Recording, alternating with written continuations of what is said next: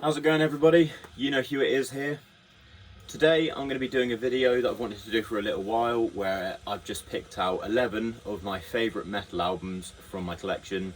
Obviously this is primarily a metal channel, as you can tell, and I've got lots of amazing records here. Some of them are my favourite albums of all time, and this is by no means a list of all of my favourite metal albums. Some of them I just don't own, and then there's a few in the collection that I nearly chose today, but on another day they may have made the list. So before I go into any of the albums that I've chosen to talk about today, I just want to go on a little detour and talk about this lovely Lord of the Rings trilogy box set that I bought, the extended editions on Blu-ray. Fucking love Lord of the Rings, man. This is the best, like, trilogy of movies to be released in my lifetime, and possibly I'd be terribly surprised if anything ever came to level this whilst I'm walking the earth. It's a terrible shame that the Hobbit trilogy, in my opinion, was pretty mid by comparison, and I don't even want to go into the Rings of Power. I just don't really think that should have been made, and I don't think it really honours Tolkien as a writer and artist. But the Lord of the Rings is phenomenal. If you've never seen them, you are missing out. This set a huge benchmark for what could be achieved when CGI complements real world locations. It's something that has not really been surpassed since this came out in the early 2000s, since these movies were released, and it just kind of goes to show how little cinema has really progressed since then. It's amazing how real the locations look, even with the sort of subtle CGI elements that were incorporated. Holds up so well. It's absolutely thrilling. I can't wait to watch it in beautiful condition. Yeah, so just a little thing I got. I don't own a lot of physical movies these days, but I do like to have a little box set just so I can gush over a certain type of cinema when I feel like it. Okay, cool. So now talking about metal, the first album I've gone for is one of my favourite and one of my first favourite brutal death metal albums that I ever got into. This is Cryptopsy with None So Vile, their sophomore effort. This is an extremely important album in the annals of brutal technical death metal, and set a benchmark for heft, for production capabilities, for performance that has arguably not been rivaled to this day. I think the really interesting thing about this album is that at the time of release, this came out at a time when obviously old school death metal was reaching its climax of its peak in the traditional sense in the 90s, but what that gave way to in the 2000s was a sort of trend of production styles that sometimes worked in its favour, but also would often make the music in hand overbearingly heavy and just sound really synthetic. But what I think this album says to me is it just set the benchmark for what could be achieved as a naturally sounding heavy album, and I still think to this day it's arguably the most heavy death metal album ever recorded. Guitars are fucking nuts. Just the pieces are so iconic. The bass playing, you have bass solos that don't sound tacky. It's very hard to pull off bass lines in an album of this kind of caliber and make them sound like they fit in. But the trouble is, the thing is with this album is that it just sounds so unhinged. It's a literal joyride through absolute mayhem. You've got Lord Worm, who was the original vocalist of this band, who laid down vocal performances on this album that are just unrivaled. He sounds like an absolute psychopath. He doesn't sound human, but there's some kind of psychopathy to his vocals and some kind of desperation, some kind of imminent "I'm going to kill you" ferocity that unfortunately kind of became a crutch for this band once he departed after this album's release, because whilst they have made some decent material following this, some of it is a bit questionable, but the vocals have just never been at this level. I've listened to this countless times, and I never get tired of it, and it is just an absolute classic. That is Cryptopsy with None So Vile. If you're a death metal fan, you know this. If you're a metal fan, you can't call yourself one if you don't know this album and you haven't sunk your teeth into it plenty. If you want to hear something that's just brutally heavy, just unhinged, just unrivaled calamity of fucking brutality, then just I'm running out of adjectives. That is Cryptopsy with None So Vile. Cool, so now album number 2 is, I don't talk about a huge amount of contemporary prog on this channel, because I just find that with contemporary prog often you get a lot of kind of shoddy genre crossovers and sort of kind of questionable perfect production that often sounds a bit sterile, but this is an exception, and this is a modern classic with Cynic, with I believe their second album, Traced in Air. Now, the majority of people who know this band and Cynic fans themselves consider their debut album Focus to be the superior album in their collection. And while that was a very important album and a benchmark for the sounds of this genre at the time of its release, I do feel like I get more entertainment by listening to this album, Traced in Air.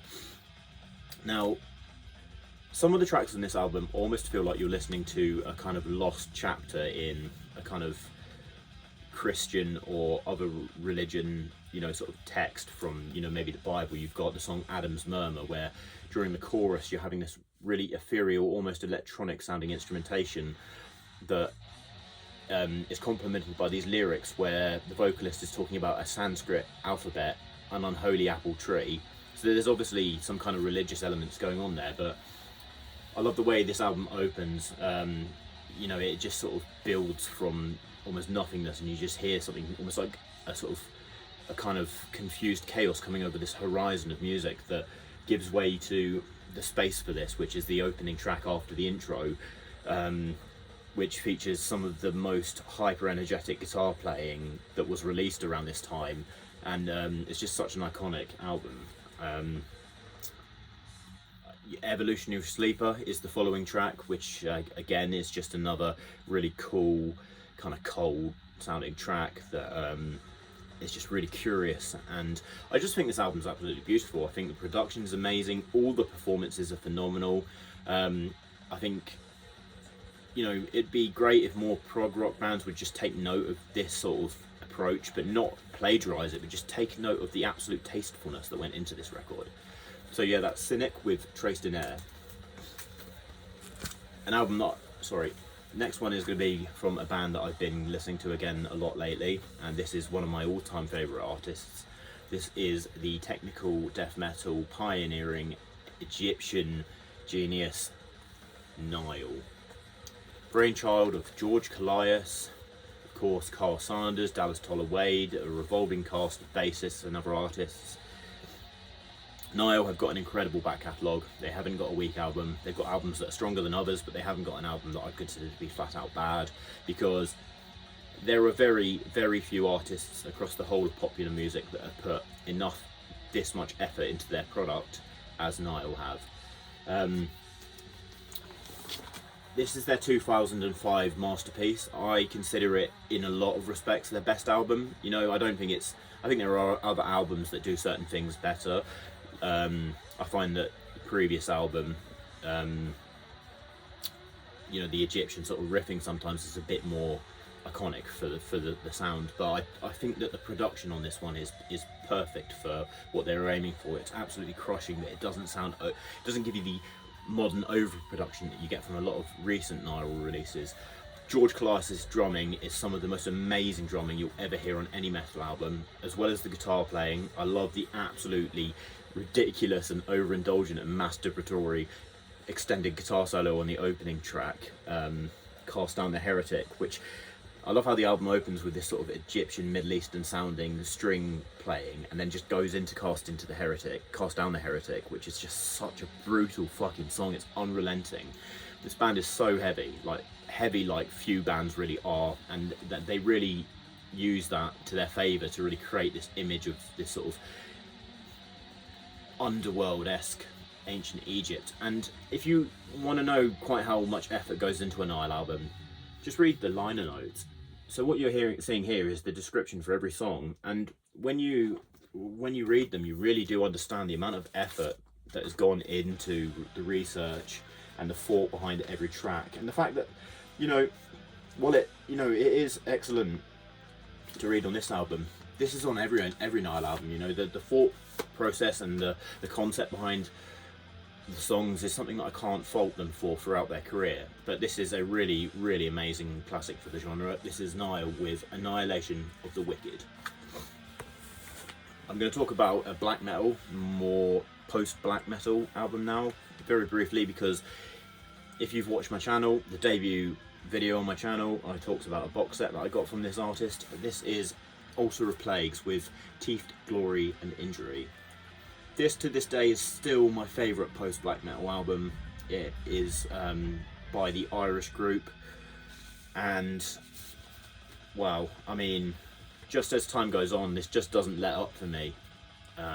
You know, the incredible vocals, the sort of anticipatory opener that builds up, and then you're just given this really jagged riff in the opening song with the vocals that just sound absolutely pained. And then as the album goes on, you know, you're giving scenes of I think a mother watching her child die, and the vocals that complement it just sound absolutely harrowing.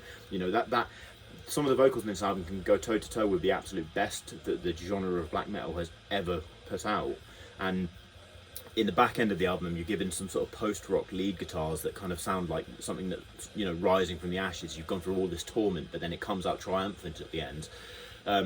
If you want to hear me talk more about this band, obviously go to the first video on my channel. All the views are appreciated, guys. So yeah, that is Altar of Plagues with Teeth, Glory and Injury. Okay, now we're going to go into Stoner Doom territory with Bongripper, Satan Worshipping Doom. This is the best Bongripper album. Some of the guitar tones on this album are the most heavy guitar tones I've ever heard. This is very slow psychedelia, with individual notes that sound like titanium girders just crushing down on the earth, and just sort of the wrath of Satan. And it's an album that's absolutely made to be played as loud as you fucking can. I was home alone a few months ago and I managed to crank my hi-fi up sort of almost noise complaint arrest warrant inducingly loud, and it just made me realise, you know, this is how it's meant to be heard. You know, this is how the band wants to perform it live, and it is just so much fun. Sometimes it feels like the heaviest thing you'll ever fucking hear, and it goes from these sort of slow mammoth riffs, and then sometimes you're given like droning psychedelia that sounds like it's straight out of hell. You know, Bongripper are a great band, but I really feel like this is the best demonstration of their sound. So if you really want to hear something crushing and slow and just trippy but also wicked, then I'd listen to this. This is Bongripper with Satan Worshipping Doom. Okay, cool. So next album is possibly my favourite grindcore album of all time by my favourite grindcore band of all time. This is Pig Destroyer with Prowler in the Yard, with that amazingly beautiful and lovely and definitely PC album cover of that guy sawing his own fucking leg off. I love it. First time I heard this, it's very rare that I listen to heavy music now and I'm just shocked by the ferocity of it, but this is the audible equivalent of being locked in a fucking kiln and having your skin burned off and melted. It's just what it feels like, what it listens to. And if you want to experience this album to the fullest, put this on and read the lyrics, because these are some of the most disturbing lyrics that another human has written that I've ever come across. This is fast, it's start-stop. Obviously there's a lot of very short tracks, but what really sells this for me, and the sort of psychopathy of this album, is the way that it opens and closes with this almost Stephen Hawking voice-esque text-to-speech that opens describing this scene between these two girls, and it almost sounds like, you know, one of them's cannibalizing the other, but it also sounds like it's a very innocent scene. It kind of lends itself to that obscurity that shrouds this album in absolute mystery. And then for, you know, the spectators that are watching this scene go down, describe it, you know, it goes through that and then just goes through bookended like fucking abyss of just gore grindy grindcorey chaos. Definitely check this one out. This is Pig Destroyer with Prowler in the Yard. I got to see them perform this live. I remember they did the Jennifer opening at one of their songs and I just lost my fucking mind, had to crowd surf for it. Amazing album. Okay, cool. Now the next one I'm going to talk about is one of my favourite albums by my favourite French metal band, and this is Deathspell Omega with Paracletus, or Paracletus, depending on how you want to pronounce it. Incredible band, one of the classiest acts. I know the members behind the music here, some of the members have caught up in some pretty sick controversy, but it doesn't prevent me from listening to the music and enjoying it as much as I ever have. I have quite a lot of records by this band, but I've gone for this one today just because I find that while their sound isn't really approachable for people who aren't into sort of extreme obscure metal, I really like the concept, and I find that certain riffs in this song, while this song does obviously feature the polyrhythmic nature of the guitars and the chaotic drumming, I find that sometimes you'll be given, you know, that kind of approach, but then the band will stop on a dime and break into a sort of melodic passage that sounds like you're almost listening to some kind of literary tragedy, and you don't really get that with a lot of their albums. I find that the packaging on their records are always really nice, and this one comes with a little booklet that has some really like cool pages and information, and this is just an album that I revisit all the time. You know, it's really hard to wrap your head around it. There are obviously references to religion, and whilst yes, the members of the band have caught up with some kind of weird neo-Nazi shit, actually the vocalist who was targeted for that kind of controversy in the media isn't the one who writes the lyrics, and he's not even in the band anymore, so I don't think that should prevent you from listening to the music.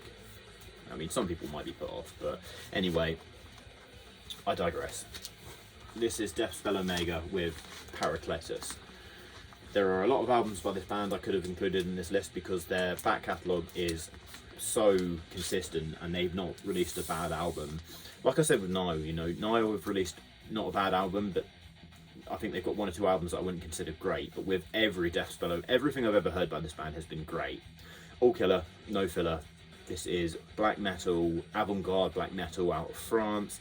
If you like the genre, you've definitely heard of them. If you want to dip your toes in some more avant-garde black metal, this is one of the albums you absolutely must discover. This is Deathspell Omega with Paracletus.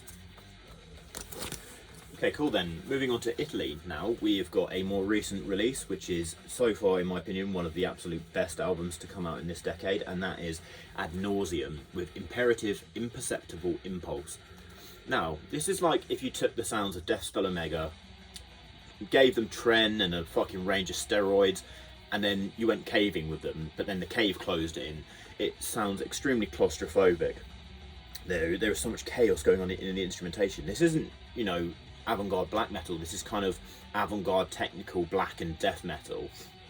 Getting so pretentious, but to put it in a nutshell, it's claustrophobic.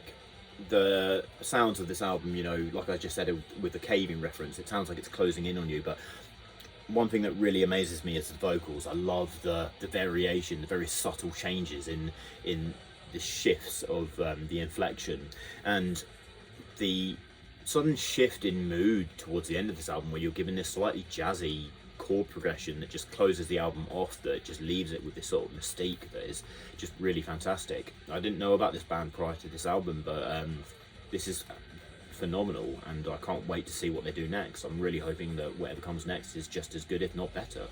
That is Ad Nauseam with Imperceptible Impulse. Okay, cool. Now we're going to a couple longer standing favourites of mine. This is my favourite funeral doom band and album. This band are a bit of an anomaly. This is Disembowelment out of Australia with their iconic, I believe, debut album and only album, Transcendence into the Peripheral. Now, why I say they're a bit of an anomaly is because not much is known about this band. They formed, I believe, in the 90s, never played a single live show. They released a demo track that I'm aware of, a demo tape that I'm aware of, and then came out with what, in my opinion, is the best I've ever heard from the genre of funeral doom. This album is an absolute classic, and to do that without ever playing a show or nobody really knowing who the artists are and getting all that notoriety and releasing this amazing album really adds to the sort of the legend behind it. Obviously, thematically not the easiest listen. It's funeral doom and could be lumped into the sort of DSM sort of category. But as somebody myself who's been through a period of his life some years ago where I was quite depressed and feeling very detached from the world around me, I love the way that this band takes the sounds of Funeral Doom and encapsulates that sound of almost being detached in the more sort of ambient and melodic sections and the spoken word sections. And you might think, well, why the fuck would you want to listen to something like that? Well, the reason why I say that is because they do it well, and they bring that sound to life, and it's quite emotionally challenging, and that's why it is so good. But when they're not, doing the more melodic, softer stuff, they are absolutely hitting you like a wall of bricks. The song Exocreate features one of my favourite guitar solos of all time. It's a very slow, melodic pattern that just features over this doomy, chugging, like glacially paced riff. It's just like bum, bum, bum, bum, bum, bum, bum, bum, bum, bum. And yeah, I mean, it is just transfixing, and I can't get enough of it. Dungeon sounding recording, just a really mysterious, obscure record that holds up today. That is Disembowelment with Transcendence into the Peripheral. I've just remembered that I didn't talk about the music that I've got on in the background. This is a band that I've been listening to a fair bit lately, and this is Imperceptible with their album Banquet in Darkness. Now, Imperceptible are a Japanese melodic death metal band. That's what I'm going to categorise them. Comment below if you think I'm wrong. If you think they're a reggae band, go ahead. Just really cool, stuff that the band can change their dynamics like that, and it's both parts very heavy, but also I'm sort of getting a lot of In Flames influence, sort of the pioneering melodic death metal band. But this is just a really cool take on the sound. Okay, I've got 2 more albums that I want to talk about. So this one is my favourite metal album of the entire 2010s decade. This is Elder with Reflections of a Floating World. Now, this is another Stoner Doom record. I'd say it leans more into prog. Wow. Again, I've listened to this more times than I would care to think about. It's incredible. It is almost flawless. I say almost flawless because there are 1 or 2 moments towards the back end where, while it is great and it's really engaging, it's there's a very high bar set by the peaks of this album, and I find that sometimes the ideas aren't quite as fresh. But that said, for the bulk runtime of this album, which is almost an hour, I think it's in the 50-minute mark, you're just given some of the most inspired and engaging doom metal, progressive stoner doom that you'll ever hear. I doubt Elder are ever going to top this. I mean, I'd be very surprised. They have released some decent material since then. I love how they can take a 10-12 minute track and just engage you with it for the entire duration. This is an album that could engage people who are non-metal fans. I remember once in a place I used to live, I had a couple of friends around and I was playing some Elder in the background, and when this album came to an end, I said to them, well, what do you want to listen to now? These people weren't metal fans by any mean. They're sort of mainstream pop fans, but they just both looked at me and they were like, yeah, more of this. So I was like, okay, cool. So amazing riffing, amazing guitar tones. It's really, really dense, and I love how the band can go through key changes in order to incorporate a more dramatic repetition of a lead guitar line before building into just a wild and progressive guitar solo. I think Nick DeSanto is the vocalist and lead guitarist for this band, but the guy's a genius. This is really a guitarist's album. The lyrics are so beautiful. They're very sparse, but because when they are present, the word choicing and the delivery is just so well done that it actually suits the album. I think if there were too many lyrics, it might actually detract from it, but because between lyrical passages you're just given so much musical entertainment from the band, the drumming is just fucking awesome, and you're just given these really cool swaggy riffs that just kind of march around. And I think one really interesting concept was that I think Nick DeSanto talks about on this album was that he was inspired by Japan, and that's why the Japanese history, and that's why the title of the album is Reflections of a Floating World. Well, as somebody who is a geek for Japanese culture and Japanese history, I've been there a couple of times. The place changed my life and my outlook on the world. I know that the floating world in Japanese culture and mythology is referred to as a place of hedonistic pleasure. So to title your album about the floating world on a stoner metal album, you know, an album that references a mythological place of hedonistic pleasure, is quite a cool move. And yeah, just even if you don't like heavy music, this is a really good album. I put this at the end of my marathon playlist. I love working out to it. I've learned a few of the songs on guitar, which are really fun to play. Just awesome record. I definitely think you should check this out. That is Elder with the Reflections of a Floating World. Okay, I've got one more album I'm going to talk about, and then I'm going to shut the fuck up. So this is a band that features a frontman who is one of my favourite musicians and somebody I have a lot of respect for. This is Yob with ATMA. Now these guys are another sort of stony, progressive, doomy band that takes sort of medium, slower tempo approach to the sound. They have a huge and very, very well respected back catalogue and very high quality back catalogue. Again, they're another band that have been very consistent, never really had a bad album. It's actually really hard for me to pick a favourite, but I've gone with this one because I think this would be a good album to start with, unless you want to just go from the first album up to the most recent. But ATMA is incredible. You have these Alan Watts vocal snippets that kind of open the album, then come again later, that sort of describe the philosophy behind the album and the meaning of the phrase ATMA. His guitar playing's wicked, his vocals are amazing, the drumming, I love how he just is this sort of musical shaman with his bassist and his drummer that just lock into a hypnotic rhythm around Mike's songwriting. I want to give a particular shout out to the final song on here, Adrift in the Ocean. That is one of my favourite songs ever, period. It's incredible. I love the sort of Indian-y sounding guitars that open it into the really badass riff with the sort of dun-dun-dun-dun-dun-dun. If you've heard the song, you know what I'm talking about, but it's this the particular moment in the song that's so powerful, and then you're given this really cool, sort of hanging in the background, dissonant guitar solo towards the end, and then you're given long drony notes right at the end. It's just a really epic way to close an epic album. Artists that I love, really hope I get to see them one day. I know on the most recent album, it was inspired by Mike's hospital event where he nearly died, unfortunately, but he came back and released another fucking brilliant album. So yeah, that's Yob with ATMA. And that is everything for today, guys.